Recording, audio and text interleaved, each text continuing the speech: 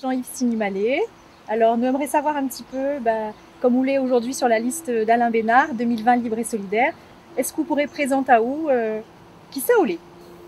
Moi, je suis Jean-Yves Sinimalé, je suis né à la Saline-Léo, mais j'ai grandi ici, à Saint-Paul, pas loin d'ici, à 1 kilomètre d'ici, j'ai grandi ici, j'ai passé toute mon enfance ici, j'ai fait le collège de la Saline, j'étais au lycée à Saint-Denis, et j'ai fait des études à Saint-Denis, et après je suis rentré dans le monde d'entreprise, et puis ma première nomination, c'était au centre du Loir-et-Cher, en métropole, et puis j'ai continué ma carrière en métropole où j'ai fait 32 ans dans une dizaine de départements et puis je suis revenu à Réunion.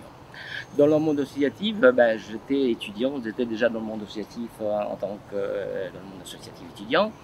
Et après, en métropole, j'étais le président de l'amicale des Réunionnais de Toulouse et sa région, où j'ai fait pas mal de choses sur la Réunion, où la Réunion n'était pas du tout connue, où on a fait connaître la Réunion à travers notre association, par l'organisation des expositions, des repas sur le repas créole, etc.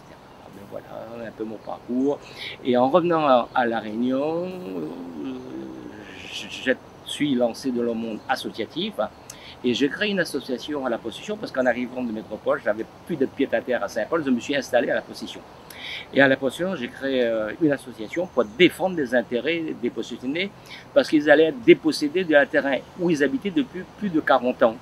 Et à ce moment-là, j'ai même envahi avec mon équipe la conseil municipale.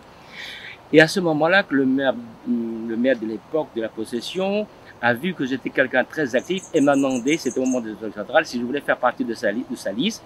Et je lui ai dit non sur le coup, parce que moi je défends des intérêts de la population, je le fais dans le monde politique. Et il m'a relancé plusieurs fois, et c'est comme ça que je suis rentré en politique et je suis devenu son adjoint de maire à la démocratie participative et la promotion de la jeunesse. Très bien. Donc très investi dans le monde associatif, investi aussi dans le monde politique. Aujourd'hui, qu'est-ce qui vous a permis, en tout cas, donné envie d'aller soutenir la liste d'Alain Bénard? C'est très simple.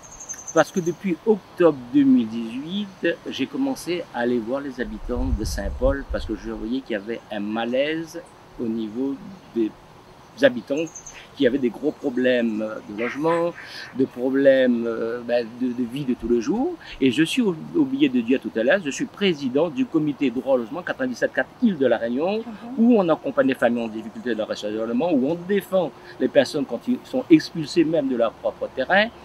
Et ce qui m'a motivé de venir avec la liste Bénard, suite à ces réflexions, j'ai fait une synthèse moi-même de ce que j'ai vu sur le terrain. Et je l'ai rencontré plusieurs fois avant de lui donner mon accord, avant de venir sur sa liste, et j'ai vu son point de vue. Parce que la première fois quand je l'ai vu, il m'a dit « Jean-Yves, je ne vais pas y aller me présenter si je n'ai pas un projet pour Saint-Paul. » Et quand je m'expliquais ce que son projet pour Saint-Paul, je voyais son point de vue, rencontrer après le même point de vue, ce qu'il fallait sur Saint-Paul. C'est ça qui m'a motivé d'aller sur la liste Alain Bénard. D'accord, donc un engagement pour ce projet que porte Alain Bénard et toute son équipe, libre et solidaire. Et qu'est-ce qui vous a plu plus particulièrement dans ce programme? Ce programme qui m'a plu parce que moi-même, je suis toujours coordonnateur du conseil citoyen sur le quartier de Savannah, c'est-à-dire dans le cadre de la politique de la ville, ou considéré comme un quartier très pauvre. Donc, j'étais même dans le conseil de quartier de Savannah, Grande-Fontaine. Et quand, dans vu son projet, il y avait la mise en place du conseil des quartiers, le conseil d'arrondissement, je peux dire voilà, deux outils nécessaires pour faire avancer le système administratif de la mairie de Saint-Paul qui aujourd'hui est très lourd.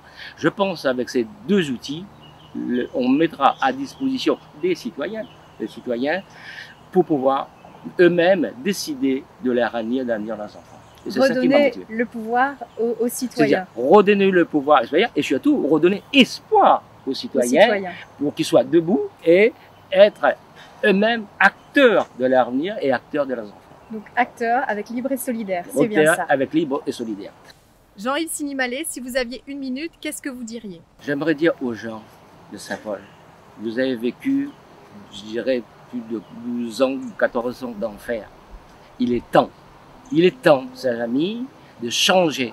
Et vous avez la possibilité, car votre bulletin de vote vaut de l'or. vote de l'or, et ce changement passe par vous. Ce que je vous demande, je vous en supplie même, de voter le 15 mars pour la liste libre et solidaire conduite par Alain Ménard. Merci beaucoup Jean-Yves Sinimalé. Et comme vous dit, le 15 mars, libre et solidaire, note tout ensemble pour mettre Saint-Paul en l'air. Au revoir. Merci. À nous bonnes Saint-Paulois, nous va casse la chaîne, nous va Tibana, le pouvoir à nous, tout autres blablabla, nous va jeter dans le trou.